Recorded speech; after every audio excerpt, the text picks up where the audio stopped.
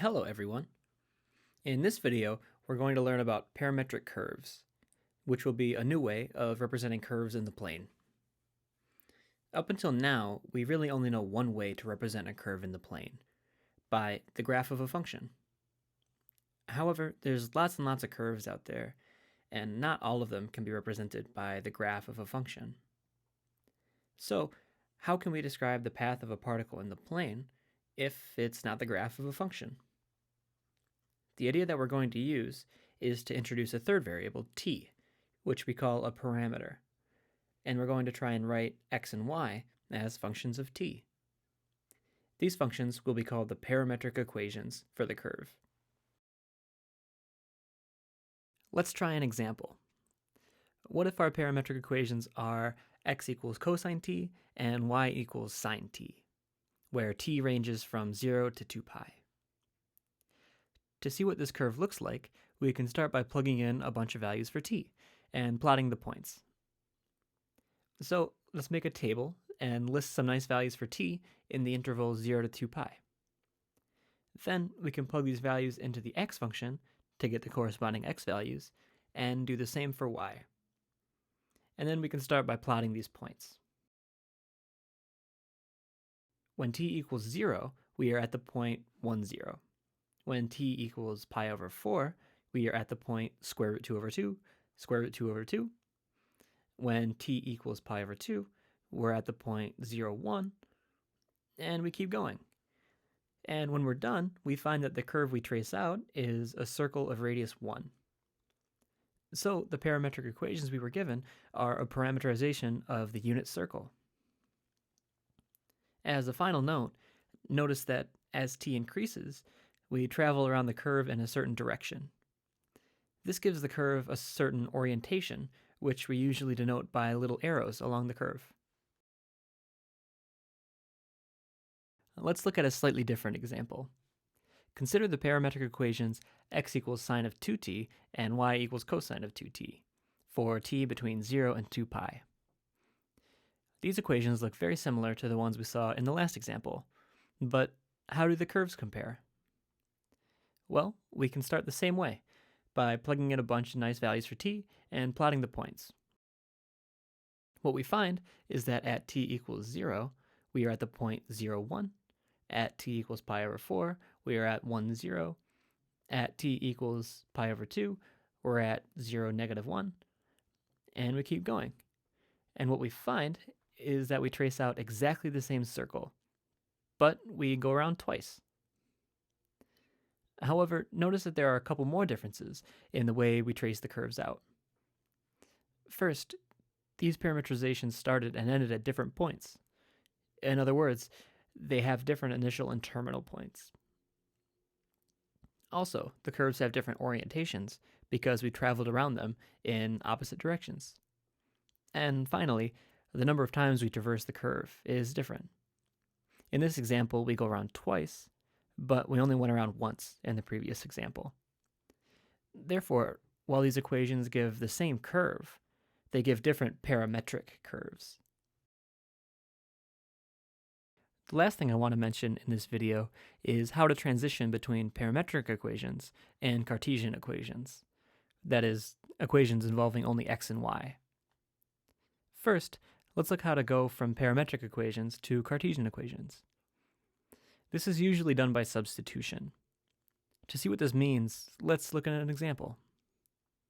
Say we have the parametric equations x equals 2t plus 1 and y equals t minus 2.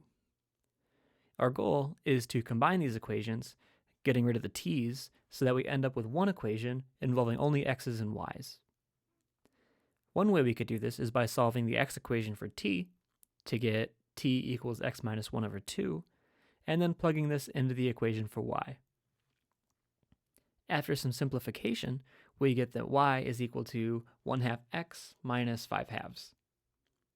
So these parametric equations trace out a line of slope 1/2 with y-intercept 5/2. Now, unfortunately, this substitution method doesn't always work. Sometimes we have to be a little bit more clever when figuring out how to combine these equations. A classic case of this is parametric equations involving sine and cosine. Consider the parametric equations x equals 2 cosine t and y equals 3 sine t. In this example, it's not clear how to solve one equation for t and substitute. Luckily, though, we have an equation that relates sine and cosine, the Pythagorean identity, which says that sine squared plus cosine squared is equal to 1. So what we can do is solve these equations for cosine and sine, and then plug them into the Pythagorean identity. And what we find is that x squared over 4 plus y squared over 9 is equal to 1, which some of you may notice is the equation for an ellipse. All right, so these are the two main ways that we'll go from parametric equations to Cartesian equations. Now let's talk about how to do the opposite. It turns out that there's no foolproof way to take a Cartesian equation and turn it into a set of parametric equations. However, there are a couple very easy cases.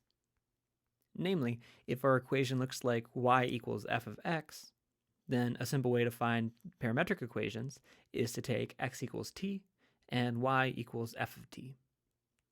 Similarly, if our original equation looks like x equals g of y, then we can do the same thing and set y equal to t and x equal to g of t.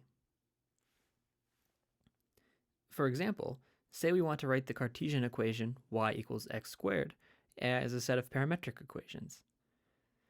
Since we can write y as a function of x, all we have to do is take x equals t and y equals t squared.